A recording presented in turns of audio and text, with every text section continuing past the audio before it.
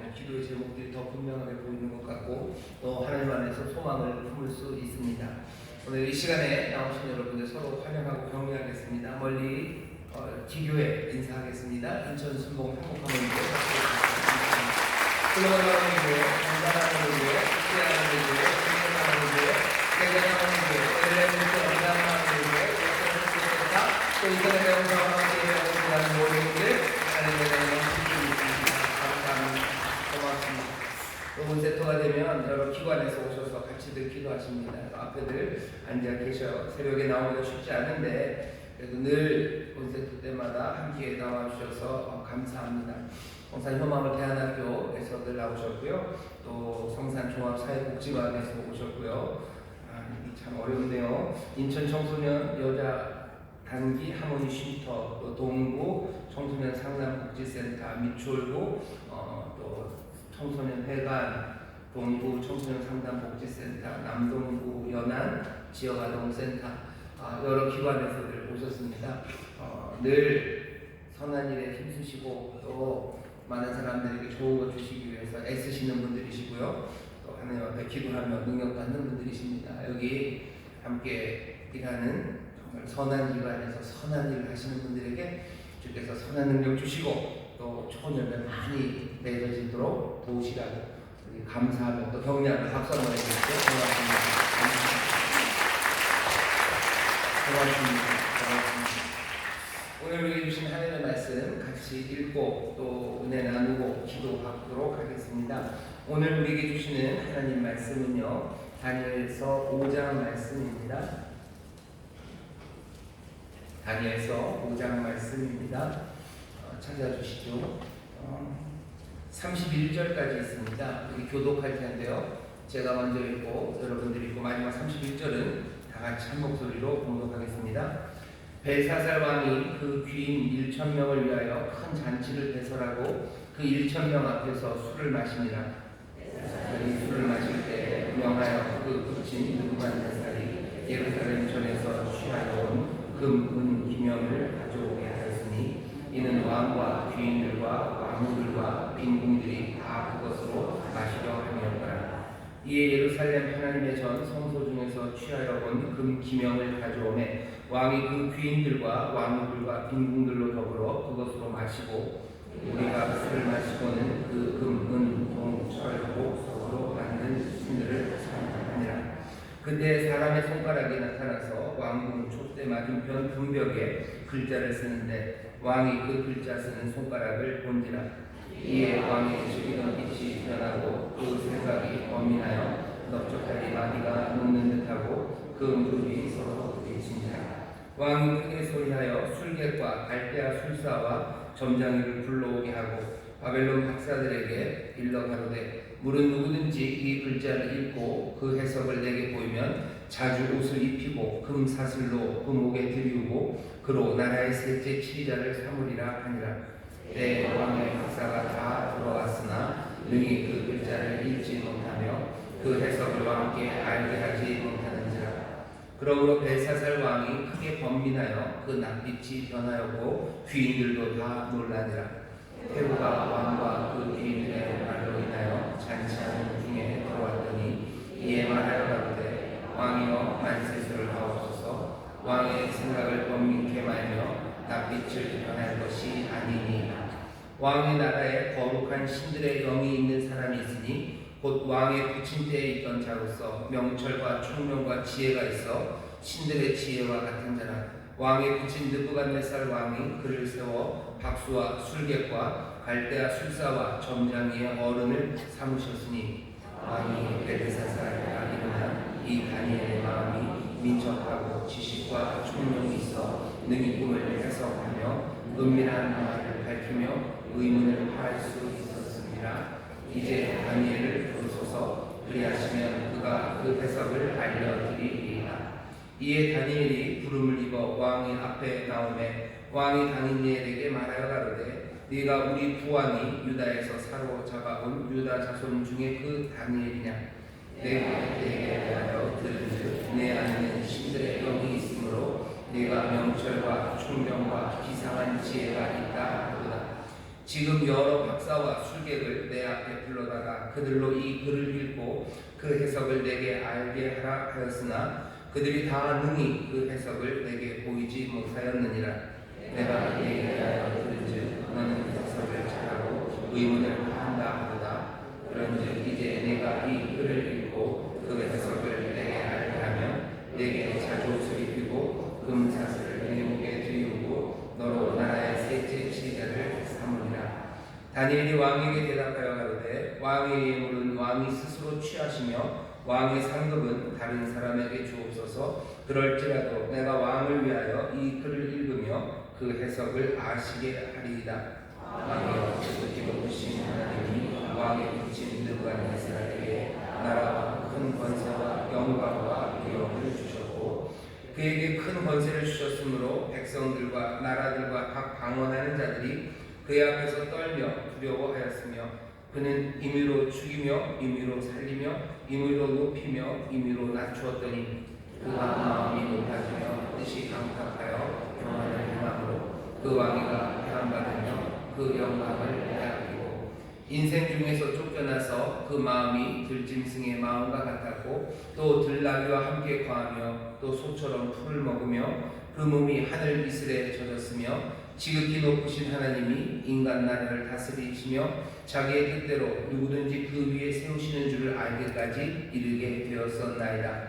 벨사살이여 왕은 그의 아들이 되어서 이것을 다 알고도 오히려 마음을 낮추지 아니하고 도리어 스스로 높여서 하늘의 주제를 거역하고 그 전 기명을 왕의 앞으로 가져다가 왕과 귀인들과 왕후들과 빈궁들이 다 그것으로 술을 마시고 왕이 또 보지도 듣지도 알지도 못하는 금, 은, 동, 철과 목, 석으로 만든 신상들을 찬양하고 도리어 왕의 호흡을 주장하시고 왕의 모든 길을 작정하시는 하나님께는 영광을 돌리지 아니한지라.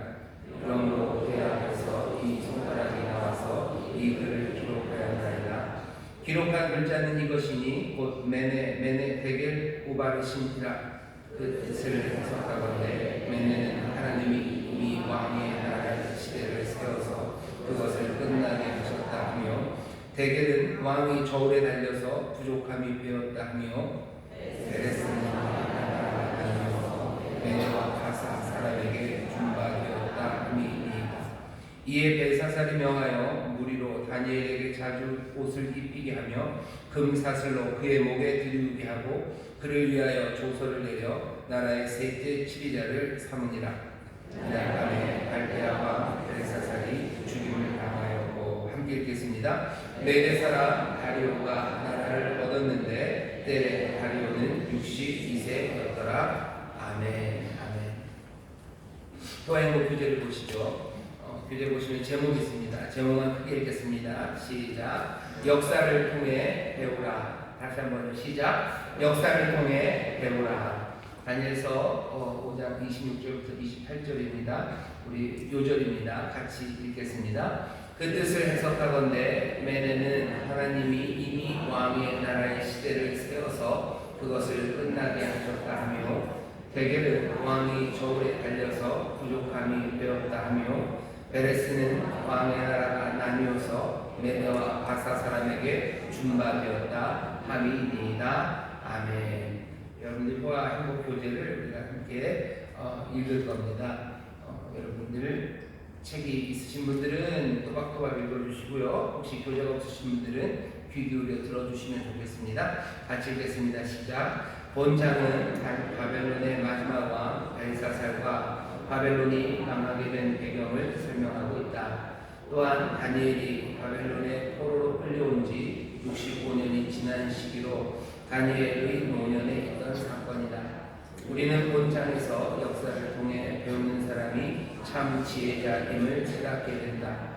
화려한 잔치를 벌인 벨사살 왕은 자신이 누리는 권세를 자랑하기 위해 예루살렘에서 가져온 성전 기물에 술을 따라 마시며 우상을 찬양한다. 이들의 불경하고 교만한 태도는 하나님을 모독한 행위였다. 하나님은 벽에 메네 데겔 우바르신이란 글씨를 써서 벨사살 왕의 교만을 심판하신다. 이는 하나님께서 벨사살의 행위를 세워보시고 무게를 바라보시고 그 기준에 미치지 못하자 패망의 길로 내버리신다는 뜻이다. 다니엘의 해석대로 바벨론은 그날 밤에 메대의 다리오 왕에 의해 멸망당하고 한다. 다니엘은 역사를 통해 아무것도 배우지 못한 벨사살의 어리석음을 책망한다. 이미 그의 선조 느부갓네살이 교만을 행하다가 왕위에서 쫓겨나 순환을 당하고 하나님의 주권을 깨달은 역사가 있었다. 그러나 벨사살은 선조의 역사를 눈으로 보고도 같은 잘못을 저지른 것이다. 다니엘은 바벨론이 누리는 권세가 하나님께로부터 온 것임을 분명히 한다. 하나님은 어제나 오늘이나 동일하게 역사를 주관하신다. 그러므로 지난 역사를 살펴보면 우리가 어떻게 행할 때 하나님이 기뻐하시는지 혹은 싫어하시는지 분명히 알 수 있다. 아멘. 마침 오늘이 8월 12일이고요. 3일 지나면 광복절입니다. 제78주년 광복절이 다음 주죠. 역사를 통해 배워야 된다는 오늘 우리 교재의 이 제목이 또 특별하게 우리에게 다가옵니다. 우리나라도 마찬가지죠. 역사를 통해 배워야 되고요. 앞선 일들을 통해서 배워야 할 일이 분명히 있습니다. 우리가 우리 역사를 통해서 배워야 되지만 오늘은 여기 있는 본문 다니엘서 5장에 나오는 이 사건 하나를 통해서 우리가 배울 게 분명히 있습니다. 청소년들도 배울 게 있고요. 여기 있는 어른들도 배울 게 있습니다. 오늘 여기 나오는 사람 벨사살이라는 왕, 이 왕을 잘 보셔요. 오늘 다니엘서 5장 말씀은요, 기적입니다. 여러분 이런 거 본 적 없으시죠? 갑자기 벽에서 손이 확 나와서 벽에다가 글씨를 써요. 근데 좀 모양은 좀 빠집니다. 왜냐하면 생각해 보세요. 벽에서 손이 나와서 글씨를 쓰려면 어떻게 돼야 돼요? 손이 나와가지고 이렇게 꺾어서 글씨를 써야 되죠. 그러면 짧은 팔이 나왔으면 좀 이상했을 텐데 아마 그렇게는 아니었을 겁니다. 손이 나와서 글씨를 쓰는 어쩌면 말도 안 되는 본 적 없는 기적이 지금 벨사살의 눈앞에서 펼쳐집니다. 어쩌면 벨사살이 술을 너무 많이 먹어서 그랬는지도 모르겠어요. 어쩌면 거기 있는 사람들이 다 술이 취해가지고 뭐 그냥 헛것을 보았는지도 모릅니다. 하지만 누군가가 분명히 그 벽에다가 글씨를 써놨어요. 손이 벽에서 나와서 글을 쓰는 깜짝 놀랄 만한 일이 오늘 기록되어 있어요. 쓰여진 이야기를 아무도 모릅니다. 그것도 특별해요. 바벨론에 있는 모든 술사들 그리고 모든 박사들 똑똑하다는 사람들이 거기 있는 것이 무슨 그림이 아니에요. 분명히 글씨를 써놨는데 사람들이 아무도 읽지 못합니다. 그것도 특별해요. 다니엘이라는 나이 많은 오래된 박사, 오래된 술사, 여러 해 동안 바벨론을 섬겼던 다니엘만 안다는 것도 특별해요. 어떻게 아무도 모르는 글씨를 다니엘만 압니까? 다니엘만 알고 다니엘만 해석할 수 있습니다. 다니엘이 그것을 읽고 해석한 방식 그대로 또 하나님께서 바로 그날 밤에 오래 걸리지도 않았어요. 벨사살을 쳐서 그 나라를 패망시키는 것이 오래 걸리지 않죠. 그냥 바로 그날 밤입니다. 술 취한 그날 밤 망하게 하시고 그 나라를 둘로 나눠서 누구에게? 다리오에게 줍니다. 그것도 놀라워요. 오늘 다니엘서 5장의 이야기는 놀라운 이야기로 가득합니다. 실은 다니엘서 전체가 놀라운 이야기들로 가득합니다. 오늘 이 놀라운 이야기 다니엘서 5장을 보면서 우리가 어떻게 이런 일이 일어날 수 있을까? 이게 과학적으로 가능한가? 뭐 그렇게 따지는 건 어리석어요. 오늘 다니엘서 여기 5장의 말씀을 통해서 우리가 정말로 알아야 되는 것은 주목해야 될 거 하나입니다. 벨사살 이 왕이 도대체 뭘 잘못했나 하는 거예요. 벨사살은 뭘 잘못했습니까? 벨사살은 왜 망했습니까? 여기 망하게 하신 이유는 분명해요. 그리고 망하게 하신 이유가 하나씩 나오기 시작합니다. 오늘 이 말씀을 통해서요, 우리가 함께 배워야 되는 건 우리는 벨사살에 대해서 배워야 되죠. 벨사살이 배우지 못했어요. 그래서 망했습니다. 하지만 우리도 이 벨사살에게서 배우지 못한다면 우리도 망하게 될 겁니다. 먼저 첫 번째, 벨사살이 왜 망합니까? 오늘 본문을 쭉 읽어보면요, 그냥 느낌이 와요. 무슨 벽에서 손이 나오기 않아도 벨사살은 망할 것만 같습니다. 왜? 이 사람은 무능한 사람이에요. 굉장히 무능합니다. 얼마나 무능해요? 분명히 하나님의 능력이 뭔가 역사를 주관하셨겠지만 여기 이날 술 취해서 1000명이나 되는 사람들을 모아서 잔치하고 술 취해서 해롱해롱하는 바로 이날이 바벨론이 멸망하는 날입니다. 바벨론이라는 거대한 제국이에요. 여기 벨사살의 아버지 느부갓네살은요 역사상 흔하지 않은 왕이었습니다. 어마어마한 능력으로 제국을 만들었던 그 후대 그 다음 왕 벨사살이 말도 안 되게 지 나라가 그냥 그날만에 몽땅 다 넘어가고 자기가 죽는 그 밤에 벨사살은 그 낌새도 차리지 못해요. 자기를 죽이러 오는 사람이 있는지도 모릅니다. 나라가 흔들흔들 하는지도 잘 몰라요. 아니 어쩌면 알고 있으면서도 아무것도 하지 않은 무능한 왕이 벨사살입니다. 우리는 어떨까요? 우리도 마찬가지예요. 우리도 무능하면 망합니다. 무능하면 망해요. 내게 맡겨주신 일들을 제대로 감당하지 못하면 그것 허물어져 내릴 수밖에 없습니다. 아버지가 아버지 역할을 제대로 하지 못하고 무능하면요 그 집안이 제대로 서기가 어렵죠. 어머니가 어머니 일 하지 못하고 자녀들이 자녀로서 자기가 맡겨진 일, 자기가 맡겨진 책임들 잘 감당하지 못하면 무너져 내립니다. 회사에서도 마찬가지예요. 각각의 직무를 맡은 그 직임에 따라서 어디 한 군데 무능한 사람들이 있으면 무너져 내려요. 하지만 제일 위험한 건 머리입니다. 왕이 무능하면 나라는 무너져 내려가기 시작하는 겁니다. 집안의 가장이 무능하면 그리고 자기 책임을 방기하고 뭘 해야 되는지 모르고 해롱해롱하면 어떻게 되는 거예요? 그 집안은 무너져 내리는 겁니다. 우리가 지도자로 하나님이 우리를 부르신 게 분명해요. 왕 같은 제사장으로 우리를 부르셨어요. 여기에 분명한 책임을 맡고 있는 사람들, 예수의 사람들이 흔들흔들하고 무능하고 해롱거리면 세상은 허물어져 내려갈 수밖에 없습니다. 잘 기억하셔야 돼요. 무능하면 망합니다. 여러분들 여기 학생들 많아요. 중고등학생들. 여러분들 지금 뭐 하는 시기예요? 공부하고. 왜 공부합니까? 내가 무능하면 안 돼요. 내가 하나님 주신 은사 그리고 능력 안에서 내게 주어진 그 자리에서 내가 그 책임 잘 감당할 수 있는 사람이 되기 위해서 내가 준비하는 거예요. 왜 공부가 성적순이 아니에요. 공부가 성적순이 아니죠. 행복이 성적순이 아니잖아요. 아니 무슨 행복 성적순으로 세우려고 공부하려고 그러는 거 아닙니다. 여러분 준비시키는 거예요. 내가 이제 어른이 되고 내가 책임을 가진 자리에 올 거예요.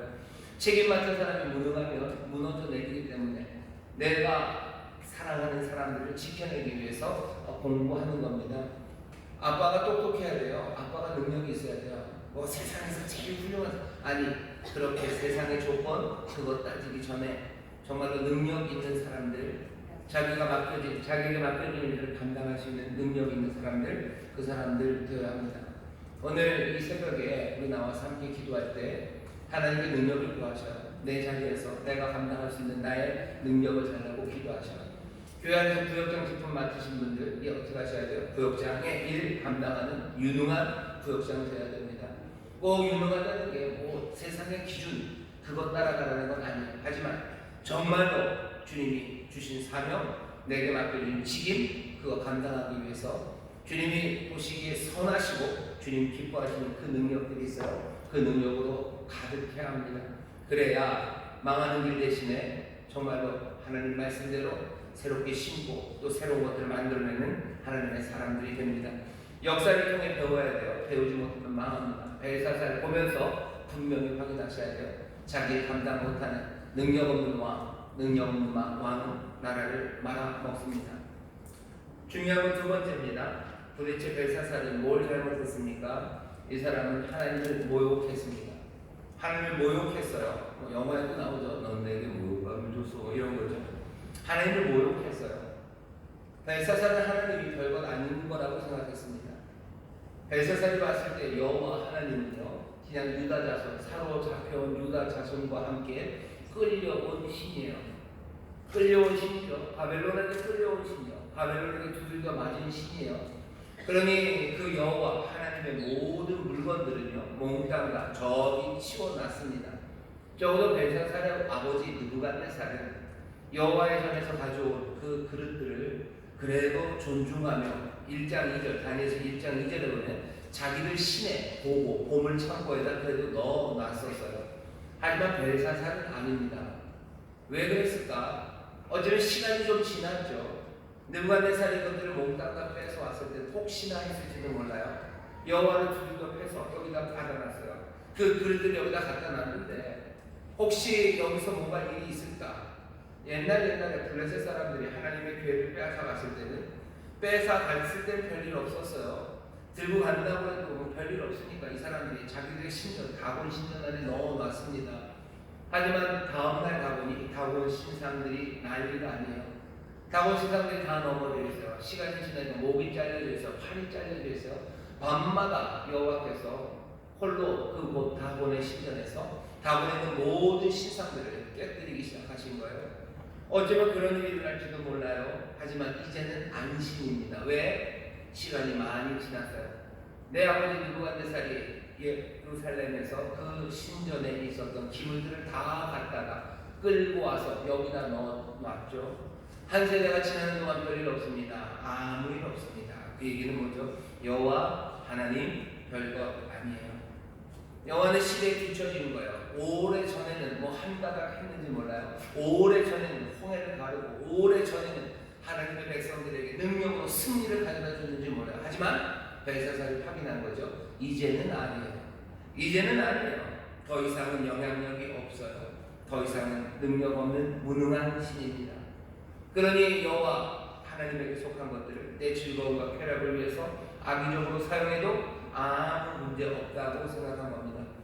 그러니 여호와의 물건들을 가지고 나옵니다. 그 그릇들에다 술을 마셔요. 술을 마시는 데서 끝나지 않죠. 그 술을 마시고 그것들로 자기들이 섬기는 신들, 아무것도 할 수 없는 금으로 그리고 은으로 동으로 그 철로 생명 없는 신들을 섬기는데 하나님의 물건들, 살아계신 하나님의 물건들을 사용합니다. 벨사살은 자기가 해도 그렇게 해도 괜찮다고 생각했어요. 왜? 여호와는 이제 별것 아니기 때문에 그렇습니다. 벨사살은 뭐예요? 하나님을 모욕합니다. 하나님을 모욕합니다. 우리는 어떻습니까? 우리도 비슷한 일들을 하지 않나요? 우리도 하나님에 대해서 비슷하게 생각하는 사람들이 있어요. 예전에 하나님은 뭐 살아계셨는지 몰라요. 하지만 이제는 아니에요. 나 어렸을 때, 여기 연세 많으신 분들이 있으셔. 나 어렸을 때 하나님께서 생생하게 살아계신 것 같았어요. 예전에는 하나님이 늘 나와 동행하시고 능력으로 나를 인도하신 것 같았지만 이제 그렇게 안 한 지 오래됐어요. 창고에 들어가서 조용히 계신 지 오래됐고 시간이 지나면서 나도 점점 하나님을 경외하고 하나님을 두려워하는 곳에서 점점 떠나갔어요. 전에 하나님 말씀이라면 떨면서 순종하는 줄 알았는데 이제는 뭐 순종하는 별일 없어요. 별일 없고 그냥 몇 번 이렇게 푹 건드려봐도 하나님이 별 반응이 없어요. 하나님 말씀 순종하지 않아도 별 반응 없고 때로는 하나님 가지고 농담해도 뭐 하늘에서 벼락이 떨어지지 않아요. 옛날에는 벼락이 떨어질 줄 알았어요. 하지만 이제는 알죠. 한 세대쯤 지나서 아무것도 일어나지 않고 그냥 거기 조용히 계신 것 같습니다. 그러니 우리도 하나님을 아무것도 아니냐 여기기 시작해요. 하나님을 모욕했던 벨사살처럼 우리도 하나님을 모독하는 일들을 합니다. 그래도 하나님의 사람들은 그나마 달라요. 그나마 하나님을 존중하죠. 하지만 세상은 아닙니다. 세상도 조금씩 배워가기 시작하는 거예요. 저 창고에 둔 지 오래됐는데 여호와는 별일 없이 거기 계시는 거죠. 그러니 자꾸 집적됩니다. 그리고 어떻게 해요? 신성 모독하는 일들을 하기 시작합니다. 하지만 그 일이 계속될 수는 없습니다. 오늘 5절에 보면 그냥 그때예요. 바로 그날에 모독하는 그날에 하나님이 그 모욕하는 모든 것들을 참지 않으시는 날이 반드시 옵니다. 그날은 언제요? 바로 모욕하는 그날입니다. 그날이 언제가 될지 몰라요. 하지만 모욕하는 바로 그날에 더 이상 참지 않는 그날에 하나님께서 벽을 내서 손이 나와 글씨를 쓰게 하시고 그날 모든 것들을 끝내시는 그날이 옵니다. 우리가 행하고 있는 신성 모독들이 있어요. 우리가 살고 있는 이 세상이 지금 하나님을 모욕하고 있는 일들이 벌어지고 있습니다. 하나님은 오래 참으십니까? 아니요, 오래 참지 않으십니다. 그날에 우리 앞에 벽에 글이 쓰여질 거예요. 하나님이 다 세셨다고, 내가 무게를 다 달아봤다고, 세 번이 부족하다고, 그리고 달아보니 너희들 부족해서 내가 나눈다고, 패망시킨다고 하나님이 심판하신다는 말씀이 우리의 벽 앞에 쓰여지는 날은 바로 그날입니다. 모욕하는 날이에요. 신성 모독하는 일이 벌어지고 있습니까? 벌어지고 있습니다. 먼저 어디서 보여요? 여러분 아시는 것처럼 꽤나 많은 미디어들에서 신성 모독하는 이야기들이 나옵니다. 너무 쉽게 하나님 얘기해요. 하나님, 예수님, 뭐 교회에서 말하는 천국, 뭐 지옥, 이 모든 것들을 우스갯소리의 소재로 삼기도 하고요. 우스갯소리뿐만 아니라 그 모든 것들을 다 뒤틀어 버립니다. 하나님을 모욕하겠다는 의지, 그런 의도가, 조롱의 의도가 전면적으로 없다라고도 말할 수 있어요. 하지만 이 모든 일들이 가능한 것은 하나님이 아무것도 아니라고, 하나님은 아무것도 아니고 그 뒤에 실체는 없다고 생각하기 때문에 그렇게 하는 겁니다. 하나님은 그렇게 아무것도 아니냐 취급받고 있어요. 그거는 하나님 모욕당하는 신성 모독이죠. 요즘 마음은 드라마나 아니면 여러 곳에서 예수 믿는 사람들을 먼저 나쁜 사람으로 그립니다. 교회라는 데는 정말 이상한 데고, 교회 다니는 사람들은 정말 겉과 속이 다른 사람들이고, 교회 다니는 사람들은 무지하고, 교회 다니는 사람들이 믿는 방식들, 삶의 방식은 이해할 수 없는 악한 것들처럼 그려냅니다. 그런 것들 볼 때마다 가슴 아프죠. 분명히 우리가 얼마나 잘못했으면 세상이 저럴까 하는 생각이 분명히 있어요. 우리가 위선적으로 살았고 하나님의 말씀을 입으로는 말하면서 삶으로는 정말로 반대되는 걸 보여줬기 때문에 세상이 보는 교회의 모습이 저런 건가 보다 라고 싶어서 우리의 마음이 슬프기도 하고 또 회개하기도 하지만 그건 우리가 받아들이는 방식이고요. 세상은 조심해야 됩니다. 왜냐? 그들이 하는 일이 우리에 관한 이야기이지만 우리에 관한 이야기를 하기 위해서 하나님의 이름을 거론할 때 정말 하나님의 이름이 아무것도 아닌 것처럼 그 뒤에는 사실은 아무것도 없는데 이 사람들이 이런가 하는 식으로 말하기 시작하면 그건 하나님에 대한 모독이에요. 하나님을 모욕합니다. 미디어가 그렇게 자꾸 해도 별일이 없죠. 느부갓네살이 창고에 갖다 놔도 별일이 없은 지가 오래됐죠. 그러니 어디까지 이르는 거야? 벨사살에까지 이르는 거예요. 나 갖고 와서 술 먹고 그것으로 자기가 이방 신을 섬기는데 그것들을 사용하는 그런 모욕적인 일까지 가게 되는 겁니다. 미디어가 지금 점점 그렇게 해나가기 시작하면서 한 번씩 건드려 보는 거죠. 아무리 그래도 하나님이 별일 안 하시죠. 하나님이 아무것도 안 하시는 것 같죠. 그러니 멈추지를 않습니다. 하지만 그날에 벽에서 손이 나오는 날, 그날이 옵니다. 또 우리가 하는 신성 모독들 중에 하나가요. 광복절이라 그렇기도 하겠지만 다른 것들보다 꽤나 많이 우리의 민족주의적인 그리고 애국주의적인 생각에 하나님의 이름을 망령되이 가져다 쓰는 겁니다. 예수 믿는 사람들은 자기 나라, 조국을 사랑해야 돼요. 그리고 애정을 가져야 됩니다. 분명히 예수님도 그렇게 가르치시고 그렇게 사랑하는 것이 우리에게 맡겨진 책임이기도 합니다. 하지만 부인할 수 없이 우리가 볼 수 있는 것은 신성 모독적인 애국주의, 신성 모독적인 민족주의가 있어요.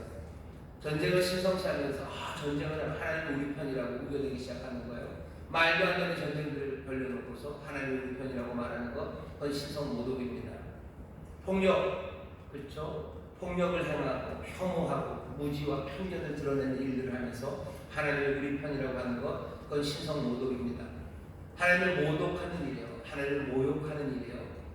애국적인 일에 민족이라는 이름으로 우리가 이렇게 살면 잘 된다는 이야기에 하나님을 끌어들이면서 말도 안 되는 일을 하는 것, 그건 하나님에 대한 모욕입니다. 우리 주변에 그런 사람들이 있어요. 혐오의 말을 쏟아내고 폭력적인 일들을 하고 말도 안 되는 무지와 편견 그리고 거짓을 마구 말해대면서 하나님 우리 편이라고, 이것이 우리나라를 좋게 하는 거라고 말합니다. 세상에 이것보다 하나님의 이름을 더 모욕하는 것은 없습니다.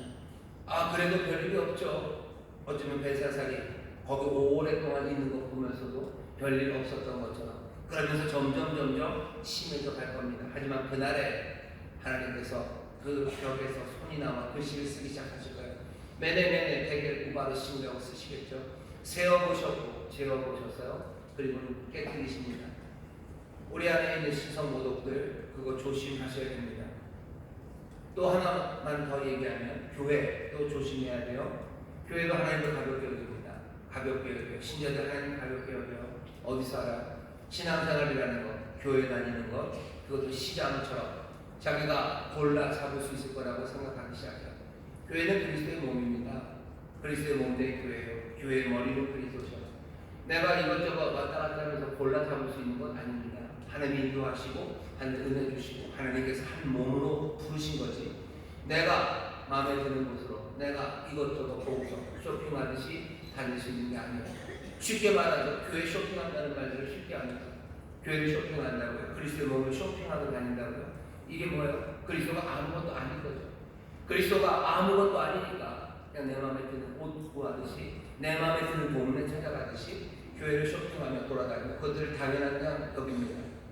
하나님이 생생하게 살아계시고 교회라는 것이 우리만 모여있는 곳이 아니에요. 여기가 정말로 그리스도의 몸이고 여기가 그리스도의 영이 계시는 하나님의 성전인 것을 안다면 교회 쇼핑한다는 그런 말도 안 되는 이야기, 교회 알아보고 다닌다는 그런 이야기, 그런 태도를 가질 수 없어요. 근데도 벌써 몇십 년간, 벌써 몇 년간 사람들은 당연히 그래야 되는 것, 아니 그래도 되는 것처럼 얘기하고도 살아가죠. 아니요, 그럴 수 없습니다. 하나님 모욕당하지 않으셔요. 그리고 그분의 심판은 확실합니다. 오늘 이 벨사살의 이야기에서 우리가 배워야 돼. 하나님 모욕당하실 분 아니에요. 하나님 분명하게 확실하게 하나님 심판하십니다. 하나님이 낮아져 있는 것 아니라 우리가 낮아져야 돼요. 우리가 겸손하게 그 앞에 나가야 되는 거지. 하나님을 낮추고 아무것도 아닌 양 취급하는 사람들, 그런 사회 망합니다. 벨사살이 뭘 잘못했어요? 오늘 여기 교훈에 있는 것처럼 교훈에서 배우지 않는 사람이 벨사살입니다. 이 사람이 하나님을 모욕하면 왜 그런 거죠? 자기 아버지에게서 분명히 보았던 사건, 그 사건을 모를 수 없는 사건이에요. 위대정한 느부갓네살이요, 그냥 생각 하나가 스쳐갔어요. 오, 내가 잘났다는 생각, 내가 세상의 주인이라는 생각 하나가 딱 스쳐갔어요. 하나님이 느부갓네살을 계속 보고 계셨나봐요. 어쩌면 사랑하셨나봐요. 느부갓네살이 그 생각 하나 스쳐가고 입에서 그 말 한마디 나왔을 때 하나님이 그 말씀을 확 채웁니다. 네가 정말, 그러고서는 하나님이 그 모든 권력, 그 힘을 걷어가셔, 지혜를 걷어가셔, 정신의 총명함을 다 걷어가시니 그냥 짐승처럼 돌아다니는 거야. 아무 정신없이. 왕이 정신이 없어져요. 그래서 풀 먹고 돌아다니고 이 집도 못 찾고 그냥 바보가 되어서 삽니다. 그러면서 느부갓네살이 깨닫는 거야. 내 총명함, 내 힘, 내 모든 능력은 여호와에게서, 여호와 하나님에게서 온 거야. 느부갓네살이 그걸 깨달았어요. 그게 어느 밤에 꿈에 그걸 깨달은 게 아니라 정말로 역사 안에서 느부갓네살이 그렇게 됐어요. 벨사살이 이거 다 봤습니다. 자기 아버지 일이에요. 하나님의 권력 주셨다는 거 이미 봤어요.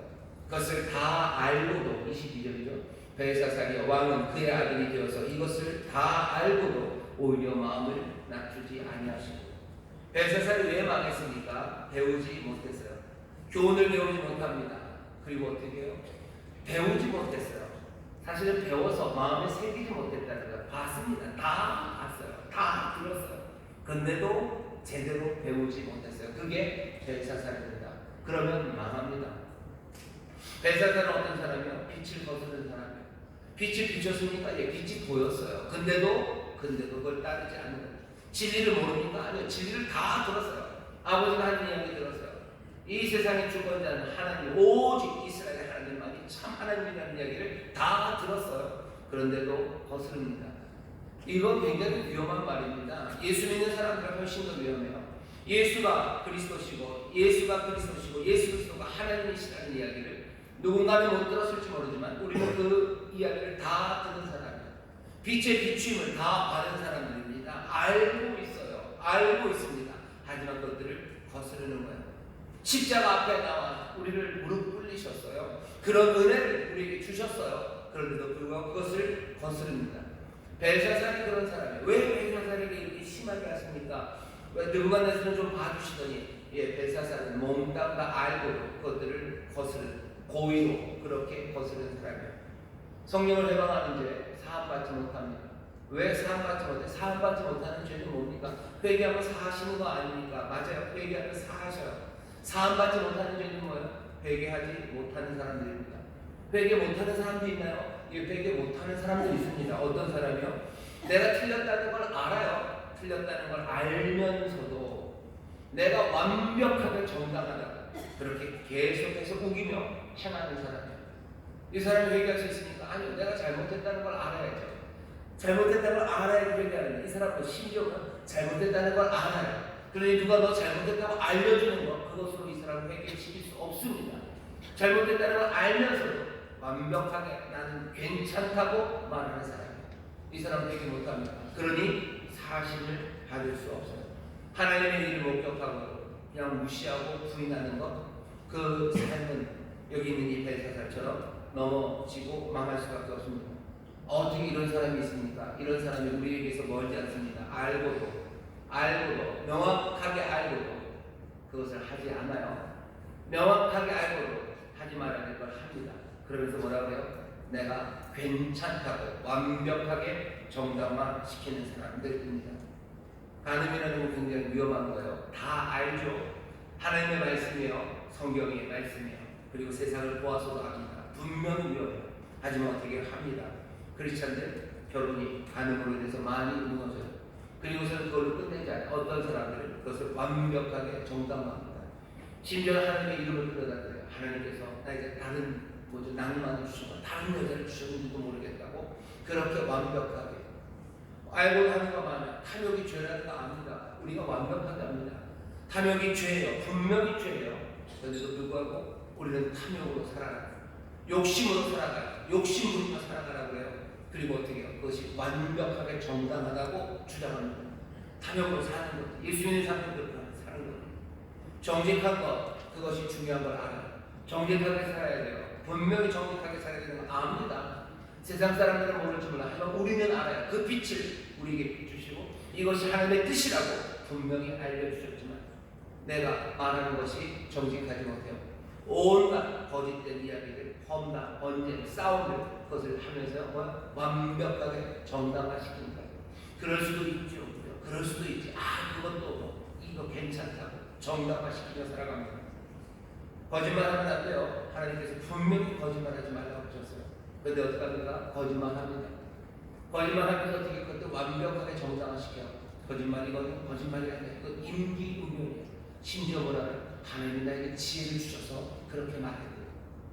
내 하나님의 지혜를 그때 하나님이 퍼뜩 나에게 지혜를 주셔서 그렇게 둘러댈 수 있었다고 말합니다. 회개할 수 있습니까? 못합니다. 왜? 틀렸다는 걸 알면서도 완벽하게 옳다고 정당화시키고 거기에다 하나님 끌어들이기 시작하면 그때는 이것은 완벽한 시스템이 갖춰진 거예요. 하나님 모욕하는 거예요. 이건 무능한 겁니다. 이건 망하는 거예요. 다니엘이 벨사살에게 하나님의 영광을 돌리기를 거부했다고. 하나님의 영광을 돌리는 삶이 절대 아닙니다. 그 삶이 망해요. 오늘 이 벨사살의 이야기는 예수 믿는 사람에게 훨씬 더 위험한 이야기입니다. 어차피 몰랐던 사람들은 벨사살의 위치는 다 있지 않아요. 아직 제대로 배우지 못했기 때문이죠. 하지만 명확한 교훈을 볼 수 있는 그 은혜를 받았음에도 불구하고 하나님이 아무것도 아니냐 모욕하고 무시하고 살았던 이 무능한 삶은 무너져 내려갈 수밖에 없습니다. 오늘 여기 우리 청소년들도 와 있고 어른들도 와 있어요. 우리의 삶이 우리에 대해서 망하는 삶이 되면 안 됩니다. 배우셔야 돼요. 그리고 내게 비추신 그 빛을 거스르지 마시고 그 말씀대로 살아가십시오. 거짓말하지 말라 그랬는데 진짜로 거짓말하지 말아야 됩니까? 예, 거짓말하지 말아야 되겠죠. 거짓말하지 말아야 돼요. 그게 하나님의 뜻입니다. 하나님의 뜻보다 내가 더 잘났다는 거죠. 임기응변으로 넘어가는 거. 그게 훨씬 더 좋아요. 하나님보다 내가 더 좋은 걸 알고 있고 하나님보다 내가 더 미래를 앞날을 아는 거예요. 그죠? 이거 여기다 거짓말 임기응변을 해야 좋은 일이 일어날 거라고 그래야 세상이 그리고 내 삶이 복될 거라고 아니 내 삶만이 아니라 우리 가족과 아니면 다른 사람들도 편해질 거라고 누가 내가 판단하는 거예요. 하나님은 그 순간에도 거짓말하지 말아라 하시는데 내가 하나님보다 더 잘났어요. 이제껏 그렇게 살아왔어요. 툭툭 건드리며 살아왔어요. 창고에 계셨던 하나님은 아무 일도 하지 않으셨어요. 그러니 나는 더 오만하고 방자하게 겸손하게가 아니라 마음을 낮추는 게 아니라 나는 점점 더 아무것도 아니게 예수 믿는다고 하면서 진리를 안다고 하면서도 우리는 하나님 말씀에서 떠나가 버린 겁니다. 그런 신성 모독이 무슨 오컬트 이런 거 하는 애들 이상하게 무슨 악마주의 이런 사람들만 신성 모독을 하는 게 아니에요. 여기 예수 믿는 사람들 그 빛을 받았음에도 불구하고 말도 안 되는 방식으로 잘못 살면서도 잘못이 없다고 우겨대는 사람들 그렇게 살아도 된다고 말하는 것 이 모든 것들이 하나님 앞에 정말로 모욕적인 일입니다.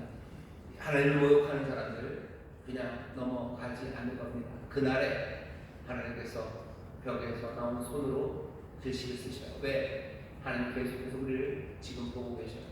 바라보고 계시고 세고 계십니다. 매네 대개 뽑아르시. 그 그 날들을 세우고 계셔. 벨사살의 날을 세우고 달아보실 뿐만 아니라 하나님의 사랑하신 우리들의 삶을 지금 세시고 달아보고 계십니다. 주님이 우리를 보고 계셔요. 그러니 CCTV 있는 곳에 여러분들 그래서 불편해하지 마세요. 사랑의 눈으로 우리를 보십니다. 여러분들